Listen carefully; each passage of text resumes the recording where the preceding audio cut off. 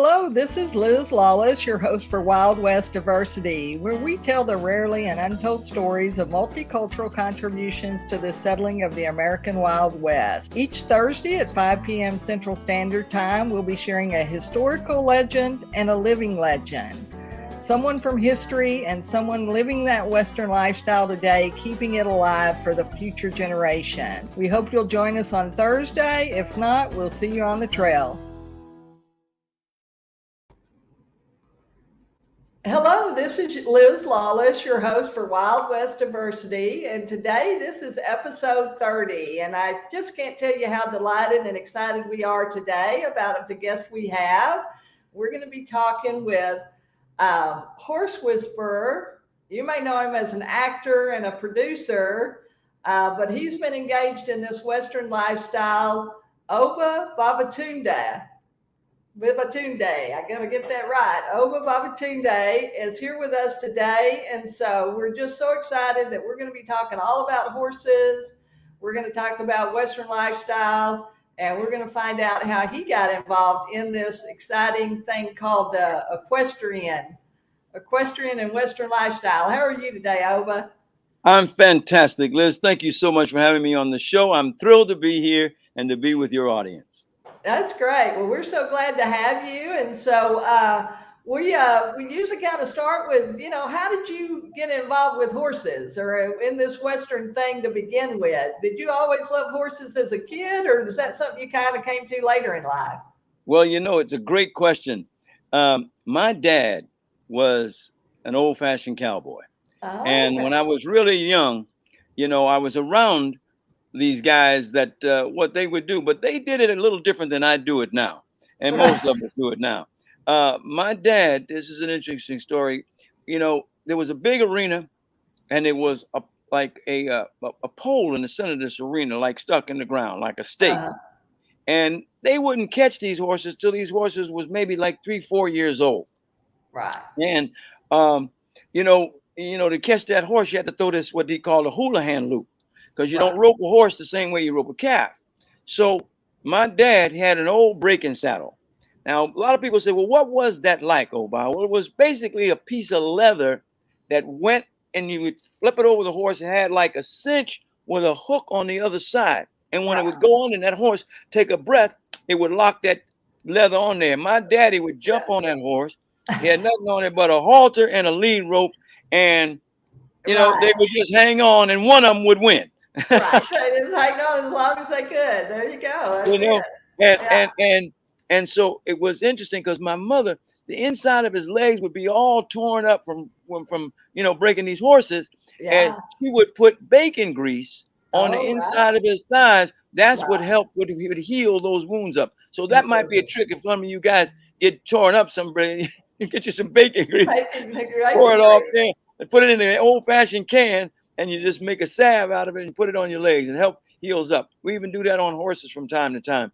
It's what they call, like now we use Corona, but anything that's that kind of saturation is what it was that my dad. So I was around it, and he did teach me a lot about how to work with animals, horses on the ground. Right. And so we was always just. My mom and my dad, they would ride all the time. And I was just a kid, kids different then, you just play around and you're around it, but you start picking up things. Right. Now, later on, we moved into the city. And so we weren't around the horses as much, but they would go riding every weekend. Oh, And And so what happened is that I guess it was in my blood, you know what I mean? And so when I went on to do my career in film and television, and when I came and I moved out to Hollywood, California, I wanted to do something or have something in my life that didn't have to do with the industry. Right. And so that led me back to what my first love in the early childhood days was horses. And I had a pretty good knowledge and understanding of what they were and how they were. And I have, I guess, what some would call a special knack and connection with the animal.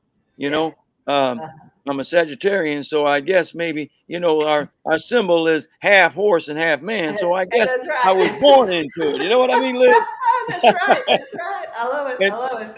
You Well, know, I'm an Aries, and that's a Ram, and I'm pretty stubborn, and I'm kind of, I'm like always there, I'm always climbing the mountain. I'm always trying to make it trying to happen. climb that mountain. It's, So it's that amazing how was close it is to us, isn't it? yes, indeed. So, Yeah. I got back into dealing with it, and then I said, well, I was pretty good I was pretty good hand at handling them, but I wanted to Uh-huh. learn more about them. So I went to Pierce College and I studied Oh, took a husbandry course, husbandry learning about course. the Yeah. anatomy of the Right. creature. You Right. know what I mean? And Yeah. to understand the way that animal thinks, the way that animal functions Right. physically, emotionally, and mentally. Yeah. And that then led me into dealing more with it from that standpoint. Right. Now, Well, and they're um, like people, aren't they? I mean, they all have They have their own personalities. They have their own quirks. They have their own. well, One day they want to work, and the next day they don't. I And you mean, gotta, like you say, you gotta know how to work with them. yes, and a lot of times people don't understand. They've been asking the horse to do something that the horse physically is not capable of doing, just because based on the anatomy. Yeah. Also, the language. You know what I mean? You Yeah. know, I could have a conversation with you today, but if I'm speaking a language that you don't understand, you can understand my passion, but you don't get the Right. details of what it is I'm trying to say. So, Yeah. in the same way with learning how to communicate with the creature in a way. And so then Right. I began to get into developing, bits and things of that nature, and Right. learning about, the horse from its hoof all the way to the tip of its ear. And Right. so, with that natural knack as well as the knowledge, I began to really begin to communicate with them, and I started working with them, and got pretty good at it. And people started bringing me their horses. Right. People They started bringing said, you the horses. Did yeah, they they said, bring you the problem horses, or did they oh just bring you? yes, always the ones that they say. But I told them, I said, show me a horse that's got a problem, and I'll show you a human that created A it. human that You know what I created mean? that problem. And You're so, absolutely you right. know, I I would absolutely agree. replace one habit that was not a good habit with a better habit, and it means by which, people don't understand the difference between, often they don't understand the difference between the animal is a prey animal. It's not a Right. predator. Okay. Right. So you train a dog one way and you train a horse a different way. The Yeah. means of communication. Why? Because, you know, predators, the reward is food. Okay. Right. So I have a lot of buddies that come out. Oh man, I love horses. I come out to the barn. I want to, get Excuse me. yeah, sure. Oh, I want to get with your horses. And they say they say, well, can I bring him a carrot? And I said, well, yeah, he likes the carrot. Well, so you get the carrot, and next thing you know, they said, well, the horse is following them. They said, well, it likes me. I said, no, no, no, it likes the carrot. It'll take it from you in a bucket on the ground. It doesn't attach any a particular association with an emotional connection to you. It knew it liked the carrot before you gave it to the carrot. I said, but what I've been able to identify with a horse is that the only way that I've been able to identify that you earn, and I underscore the word earn, that horse's trust Right. is through investment of time and consistency of behavior. And Right. that's something that I think we could learn as humans as well. That, For sure. somebody says, "Oh man, that guy's you the greatest person, you're the greatest woman, you're the greatest man, you're the greatest this, you're the greatest roper, you're the greatest actor." And then you walk away and they say, that person ain't nothing. You know what I mean? Investment of time and consistency of behavior is what I've identified is the best way to communicate with that creature that you will Right. live throughout the many years. But once you earn that horse's trust, it's They'll like do nothing anything else for in the you. world. Yeah. It's nothing like it. Well, isn't that the truth? And then, like you say, that's the thing of beauty too. When a man and a horse, or a woman and a horse, when you see that connection, yeah, Yes, it's really that's the great. key word right there. A Yeah. connection. You know, Okay, well, it's share a little bit. Tell us a little bit. I know you did some rodeoing a few years ago, and so kind of how did you get into that? Was it just is well, that kind of another challenge or well, something? no, I'm a member of the Bill Pickett Rodeo, which is Right. the, Okay. you know, Association. Okay. yeah, the Bill Pickett Invitational Rodeo. Yeah. So, I spent a lot of time.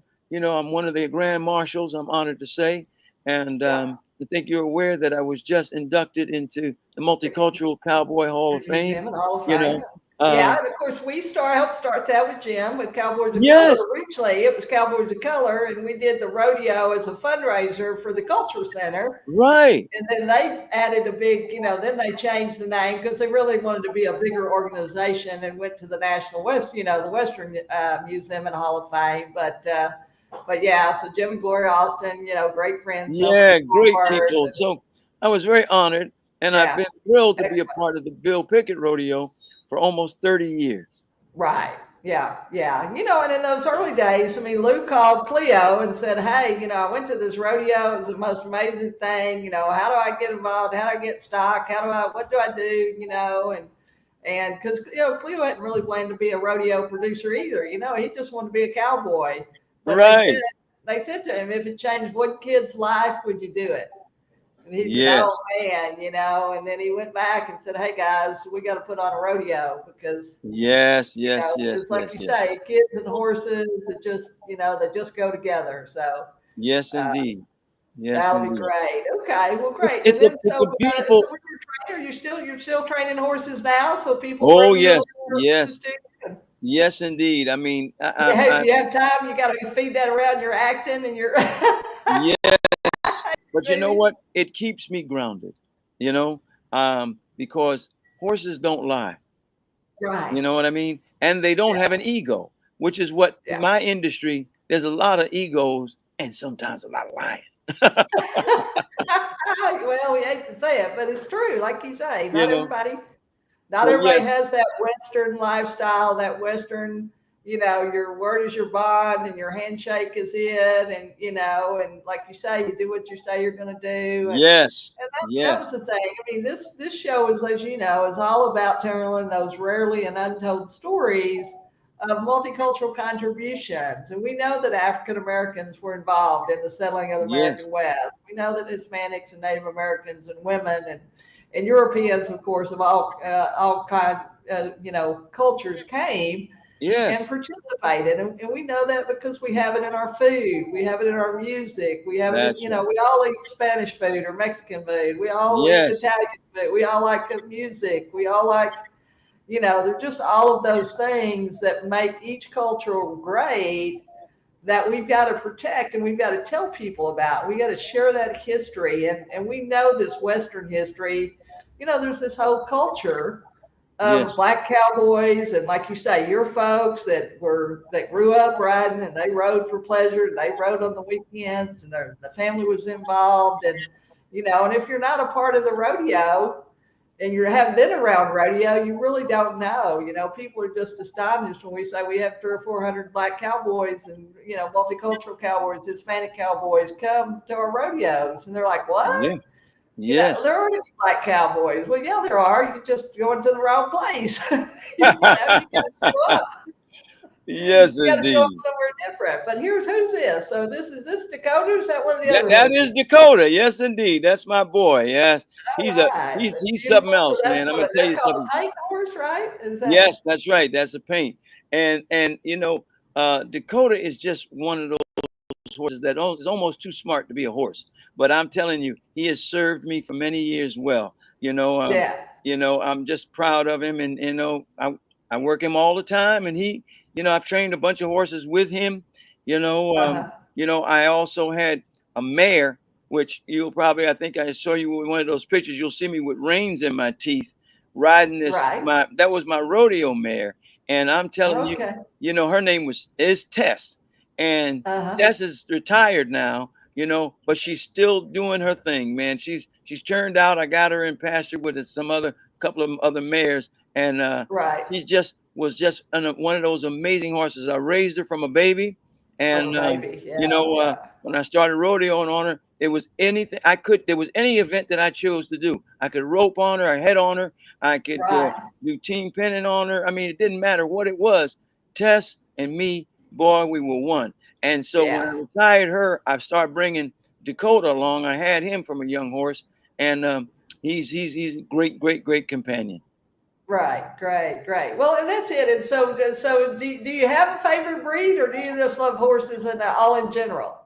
You know what? It's a good question. I used to, of course, being in the Western lifestyle, quarter horse was my favorite Right. horse. But Right.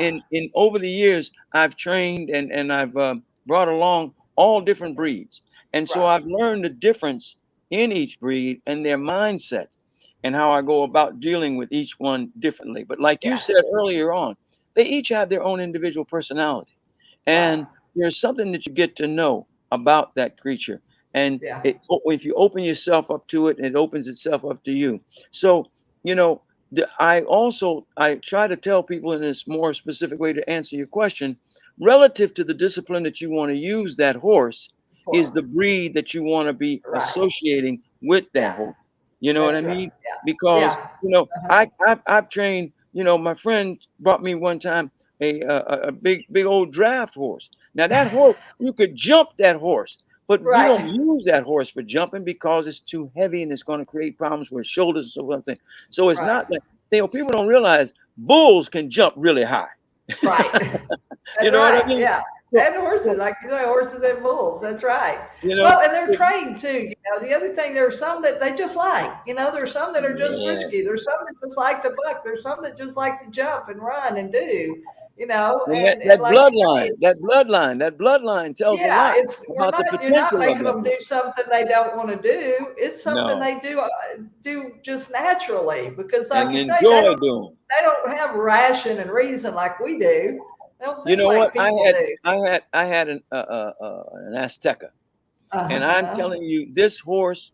And for those that may or may not know what Azteca is, it's a cross between an Andalusian and a quarter horse.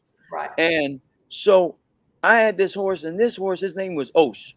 And Osh, which is a funny story, I'll tell you about to finish telling you this. Okay. Osh was amazing with me Uh-huh. training horses.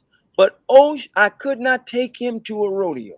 That Right. horse, I'm telling you, you show him a cow, and Yeah. that horse would wait. Wow, wow, wow. He starts sweating, and it didn't matter. You know what I mean? Right. He just didn't. He didn't like that. But Yeah. if I had to use him, I even use him like sometimes like in rodeoing, just the pony horses in and out, Right. and get him. He would set that horse up where it was supposed to be. Perfect. Never. He didn't get. He was almost like a mindset, like a pickup horse. But Right. You're right. when He it was a good came horse. to cows, forget about it. No. So, I just had so I something couldn't about it. use him for that. Yeah. Well, a couple weeks ago we had Doug Smiley on, and he's our Tennessee walking horse Yeah. trainer, and he's a trainer for Tennessee walking horses, and he was so funny, he said, "Well, why drive a Chevy when you can drive a Cadillac?" And I was like, I "Listen, got don't I be got talking I about got my a quarter walker. horses." I got a walker that's in training with me right now. Oh yeah, Yes. they're beautiful Yes. His horses, name is smooth gait. Patchy. Gotcha. Okay, I love it. I Yeah. love it. Yeah. Yeah, so they are, and so they're different. And so if you're listening and you're watching today and you've always wanted to talk with that horse, you don't just go out and buy a horse. You got to think about what you want to do with that horse. Or if you're riding for pleasure, that's one thing. If you want a horse that's a rodeo horse, that's something different. It's got to be trained. If you're Right. riding barrels, that's different from calf roping, That's right. or steer wrestling, like you say. And people, it's a whole industry, and it's a whole there's a whole life lesson there that you need to learn, and so that's what happens. People buy horses, they think they're going to ride them. They don't realize that they need to be trained, and they always eat, they always have a vet bill, but they don't always, like you say, it's like thoroughbred. My brother had thoroughbred horses, well, they didn't always run and win, but they always ate and always need a vet bill, but Yes. Come on, talk about it. they win the race, on Saturday, and they get a virus and die on Sunday. We had that happen to us the very first couple of years he was in the business, and Well, so I'm it's telling just you, boy. crazy. And I think you would agree, it's also a commitment. Uh-huh. It's a serious commitment. People always say to me, "So, how much is a horse?" And I said, "Wait. Do you realize the commitment? That, as you said, the vet bills, the Right. farrier bills, Yeah. the training. They just think a horse is a horse is a horse. Right. No. Yeah. It's a commitment, Right. and And time. You got to spend time. it is so delicate. And to be a big, strong creature, it's got one of the Yeah. most delicate digestive systems of any living Digestive. creature. You're right. You know, Yeah.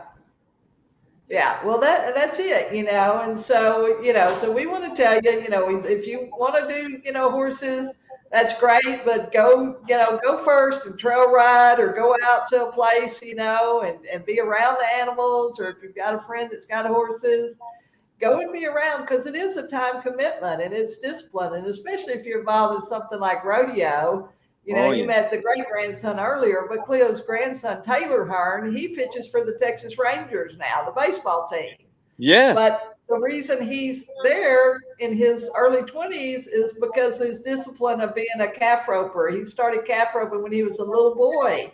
And There he you took go. care of the horse every day, and he had to saddle it up, and he had to brush it, and he had to ride it, and just that discipline has transferred over into his baseball career, and and when he got into high school, he started playing baseball, and he still ropes occasionally. He still comes out to the rodeos with us and stuff, Yes.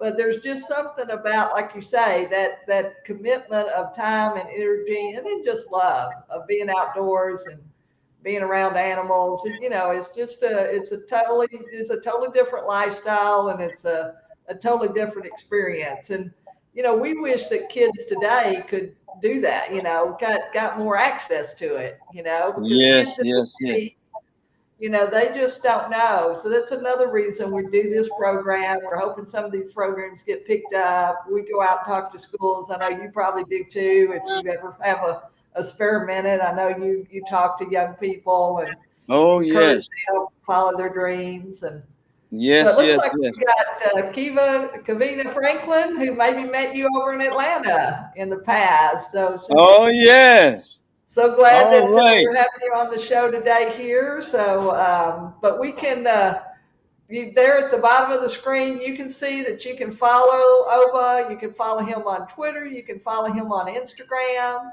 There are, he'd be glad for you to do that. We'll put that up on the screen, and then that'll be in the show notes.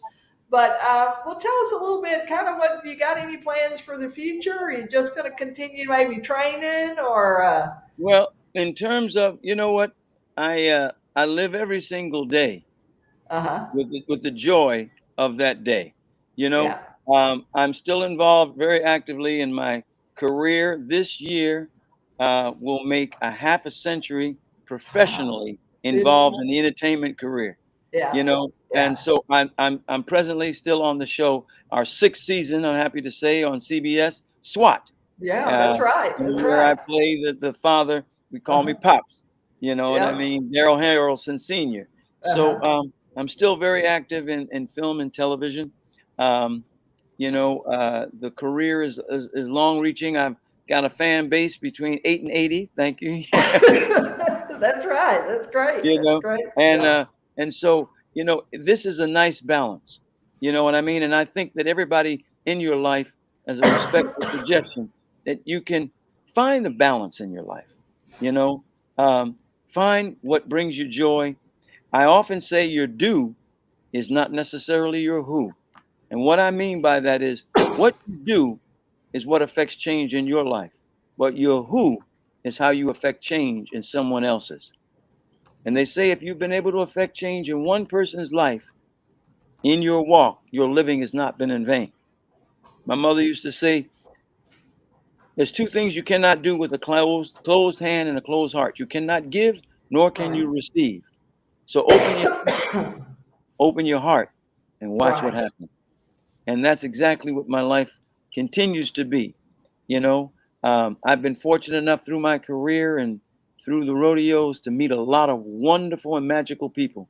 To be on your show, Liz, Right. and today is a result of the energy that's been put out. It's a repository. It comes back to you.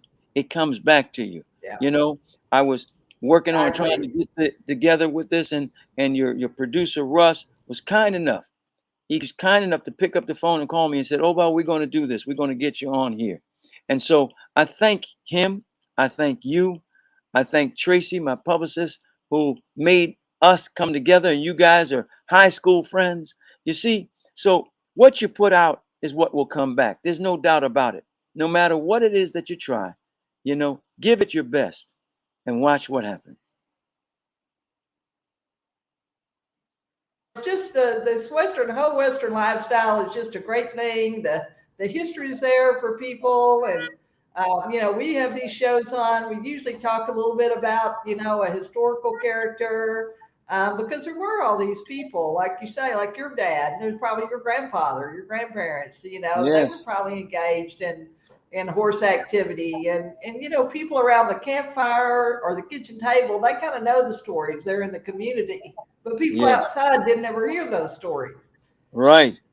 Well, So what's we're one of here. your We're here to favorite tell those stories. memories? What's one of your favorite memories of growing up or being around the horses, or your dad or your grandparents? Or Well, you know what? I love the fact that you mentioned around the kitchen table.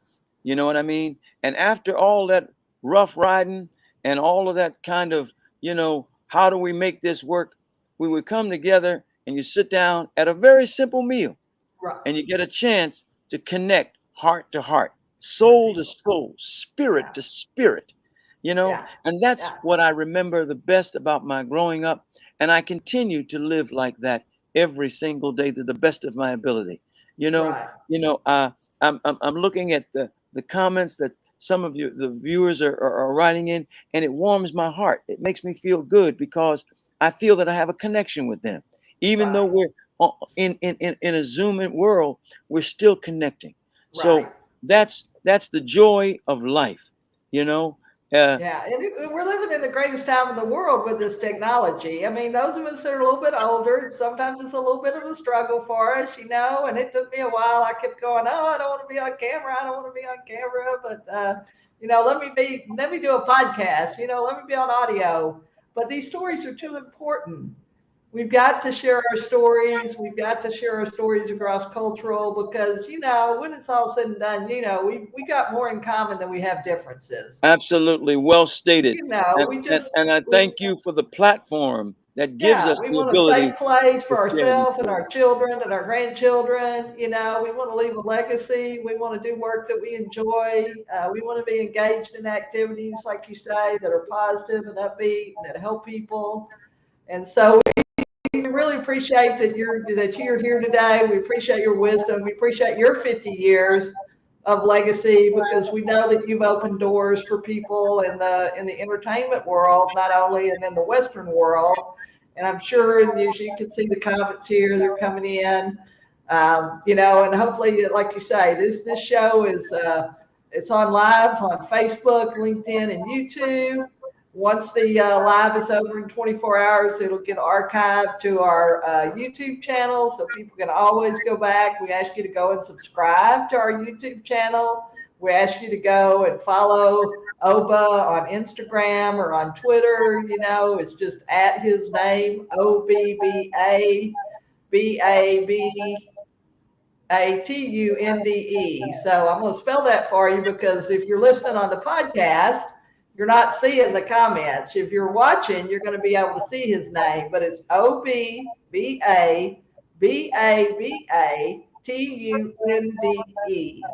So follow Oba on Twitter, follow him on Instagram. You'll be able to keep track of him, and then we'll have this wonderful show that'll be archived, and you'll be able to listen and hear about how he grew up with horses and how his dad influenced him. And I understand, what, you got a brother? Any sisters, or just brothers? Yeah, I have a brother. His name is Akin, and Okay. he and I. He is also a magnificent director, Okay. and Great. Yeah. he's right there in Dallas. Akin Babatunde. Okay. Oh, of course. Are you kidding me? Of Yes. course. I mean, I'm like, it's just a connection. It just hit me. Well, I saw his name. I saw something he was directing the other day, and I thought, well, I wonder if and I had the thought, I wonder if they're Yes. related. Well, I'll be, of course. And yeah, Isn't that fabulous. He something? used to do a lot of stuff with us at the museum and other Yes. places years ago. Yeah. So, of Yes. course. Yes. Yes. Well, A how brilliant exciting. director, and that's my little brother. Yes, indeed. Well, that's wonderful. So now I'll be really excited the next time I see him, because sometimes they're doing something locally that came across my desk, and I thought, I gotta go see that, because I know that's gonna Yes. be out. Well, I guess he's working with when we Alan get off, Glover. when we get off, I'm gonna call him up, and I'm Okay. gonna tell him I'm gonna say, Liz said to say you hey. Right, that's right. And so I think he's working with Alan Glover. Glover, who's a Yes, great video, a wonderful video production film, producer documentary. Alan yes, does documentary arts films and, yes. Alan and fabulous he have films been on he music and and Alan have been history. partners for years. The show that you're talking about is my brother wrote it with Alan, Wrote it, and yeah. he played. It's on about Blind Lemon, Right, and yeah, exactly. he originated that character. Oh, You know, wow, okay. so Well, how yeah, fabulous. he and Alan, and we've all been friends for many, many years. Right, right, for sure. And I guess I met Alan when we did Freedman Cemetery. We Okay, did the whole okay, exhibition around the cemetery, the Black Cemetery here in Dallas, and so that was yes, fabulous. Well, small world. it's just, I mean, I'm just like crazy. I'm a crazy person. I should have made that connection early on. But that's great. Well, I will. When I go see the show, I'm going to say I was so excited because I got to meet your brother online. Absolutely. I've been All right, watching my and been darling. a I'm so fan, thrilled. like you say, of all these years of the movies and the television and stuff. And my brother is the binge watcher, but we see all the shows and then we watch more than once. We always like to go back and watch 2 or 3 times. Now we can do Yes. that. You didn't used Well, to could do that. I'm thrilled that we can do that, and now we can watch this interview 3 or 4 times. That's And right. I want to thank and give a shout out to all of the people that are tuning into the show, and to Yeah, thank for you for sure. supporting Liz and Russ and this platform, Wild West Diversity. It's very, very important. Thank you so much for tuning in. Continue, and thank you from me personally for the years of support that you've given to me throughout my career. All right. Well, that's great. Well, thanks so much for being with us. I mean, we could talk all day, but we're almost out of time here, and so we appreciate you being on the show. This is Liz Lawless with Wild West Diversity, your host, and episode 30. We've had such a great time today with Obba, and we pray that you'll come back and rewatch this show on the recording, or if you have a podcast platform that's your favorite, go back and listen to the show. Give us some thumbs up, subscribe, like, love, and show us all some love here today. So thank you so much for being here. It's been a great pleasure and one of the highlights of my life so far here on the show. So we Thank you appreciate so you. much, Liz. And Thank maybe you we'll so have much. you come back later on if we get into doing any of these. Were you going to put on some Westerns for us? Or are you going to direct or produce a Western one of these days? I'm working on it. I'm working on it. All right, that sounds great. Well, we'll have you back then, and we'll talk about that. Okay, darling. Thank you so much, and thanks to everybody again for tuning in. Have a great day. We'll see You you. too. Hello, this is Liz Lawless, your host for Wild West Diversity, where we tell the rarely and untold stories of multicultural contributions to the settling of the American Wild West. Each Thursday at 5 p.m. Central Standard Time, we'll be sharing a historical legend and a living legend. Someone from history and someone living that Western lifestyle today, keeping it alive for the future generation. We hope you'll join us on Thursday. If not, we'll see you on the trail.